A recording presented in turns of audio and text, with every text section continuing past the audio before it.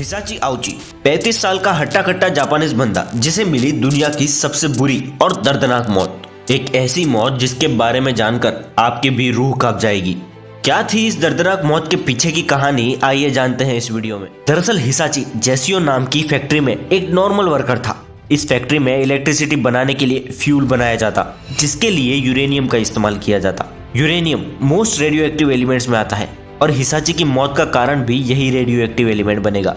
दिन था 30 सितंबर 1999। फैक्ट्री अपने नॉर्मल शेड्यूल से पूरे 2 दिन पीछे चल रही थी, तो सबने डिसाइड करा कि काम को और तेजी दी जाएगी।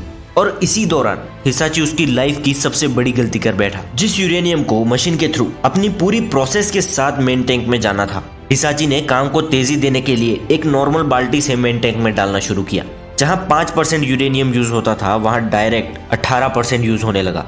सडनली टैंक से ब्लू गैस उठने लगी।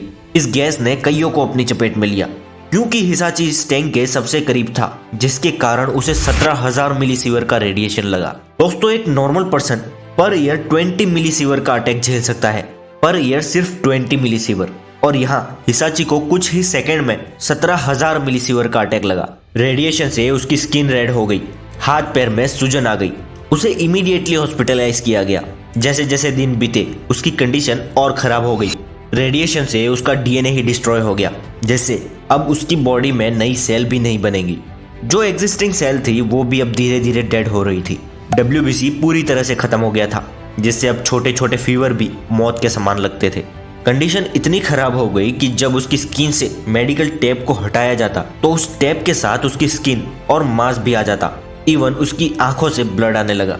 आंखों से ब्लड, जस्ट इमेजिन दोस्तों, उसकी बॉडी से हर दिन 10 लीटर का फ्लूइड बाहर निकल जाता।